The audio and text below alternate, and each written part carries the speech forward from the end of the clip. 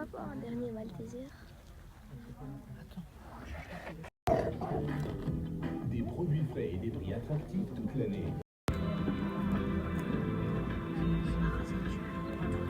C'est toi et moi que ça concerne. Moi et ce marine qui a trahi ma confiance. Qui m'a fait perdre des femmes et des hommes de valeur.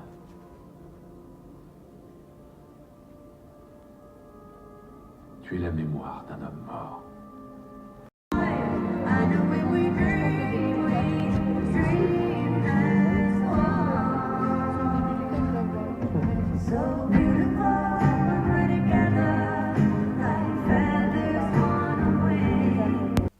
Voilà, ça a l'air d'être au top. Salut tout le monde, j'espère que vous allez bien, c'est Grad. Bon, oui, bon là j'ai mon script parce qu'il y a tellement de choses à dire. Tout d'abord, oui, mon avis arrive 2 jours en retard. Déjà, j'étais claqué en rentrant le jour de la sortie, donc c'est-à-dire avant-hier, et le lendemain, je taffais, donc je pouvais pas. Donc voilà, soutenez la chaîne, hein, comme ça, un jour, ce sera mon taf à plein temps, et vous vous plaindrez plus du fait que, je sors la critique en retard. Et puis franchement, fuck la concurrence, hein. Je m'en fous d'être le premier, donc vas-y, tranquille. Cet avis est un avis sincère, avec prise de recul, ça faut le savoir, hein, parce que je suis quelqu'un qui... J'ai pas joué directement suite à après avoir vu justement le film où je me dis ah ouais c'était incroyable, je vais vous dire c'est incroyable. Non, je prends du recul et je vous dis directement ce que j'en pense. Je l'ai vu le jour de sa sortie. Juste petit coup de gueule. CGR de ma ville, donc CGR de C. Je vais pas dire ma ville, donc je vous laisserai deviner si vous voulez en commentaire. Vous avez déconné. Je suis venu super en avance pour pas rater le trailer de Doomsday. Résultat, pardon, j'ai rien eu, j'ai le seum. Du coup, fuck à vous. Du coup, voilà. Bah, je suis là, je suis énervé. Faut dire les choses. Quand on est énervé, on faut le dire. Mais bon, non. Donc, je suis rentré chez moi, j'ai vu le trailer et franchement, honnêtement, rien de ouf. Donc, il n'y a pas de quoi être en mode oh my god, incroyable. Il y en a, ils ont vu le fils de Steve Rogers. Ils étaient en mode, ils étaient plus émus que quand ils auraient leur fils eux-mêmes. Donc, c'est bon, les gars, faut doser quoi. Bref, on est là pour Avatar 3. Donc on va parler d'Avatar 3. Déjà, mise en scène 20 sur 20, hein, rien à dire. C'est très très bien fait, vraiment. Les visuels, encore une fois, incroyables. Avec des nouveaux éléments par rapport au 1 et au 2. Donc voilà, faut le savoir, ça aussi, c'est que c'est pas tout le temps répétitif. Enfin, du vrai cinéma. Parce que franchement, ça fait longtemps qu'on n'a pas eu des films comme ça. Pas comme les cinémas récents claqués au sol où tu te dis bof, j'attendrai chez moi la sortie du film au lieu de le voir au cinéma. Donc là, non, franchement, ça mérite le cinéma. L'introduction, super. C'est clairement la suite directe du 2 avec une vraie continuité. Niveau personnage, alors Spider, dans Avatar 2, je l'aimais vraiment pas. Et juste avant le 3, je me suis refait le 2 et je me suis dit, ah ouais, lui, relou quoi. Et au final, mon avis a totalement changé. Le personnage, il est vraiment très intéressant. Je n'en dis pas plus, mais il sert vraiment à l'histoire. Pareil pour Loak, le fils de Jake.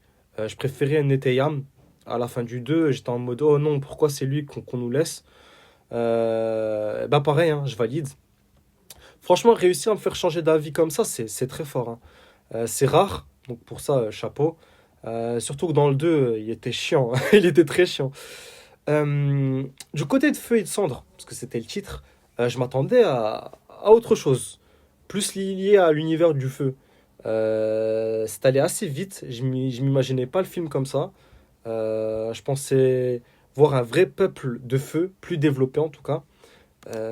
J'avais pas vu le trailer justement pour me garder la surprise. J'avais juste entendu la musique du trailer qui était très émotionnelle, très triste. Vous savez, la musique classique d'Avatar.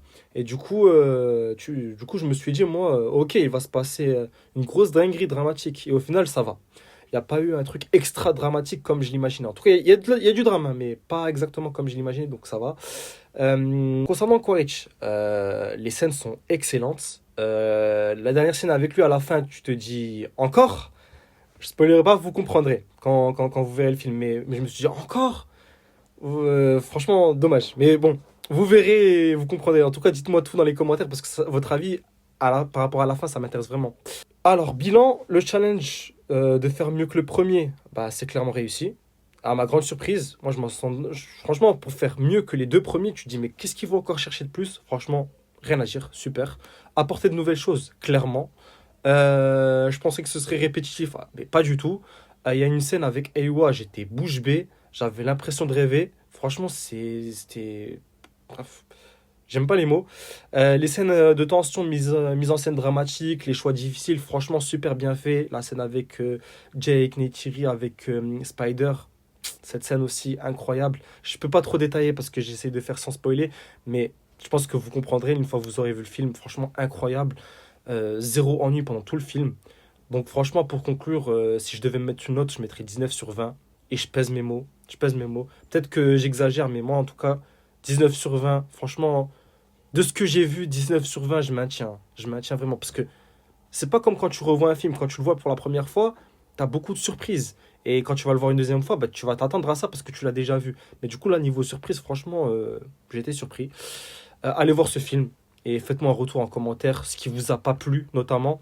Et si vous êtes d'accord avec moi, dites-le moi. Et sinon, bah, justement, pourquoi? Dites-moi. Et le plus important, abonnez-vous. Voilà, sur ce, ma critique est terminée. C'était Voigrad. À bientôt pour des actus ciné-séries et à ma critique d'un prochain film. À bientôt.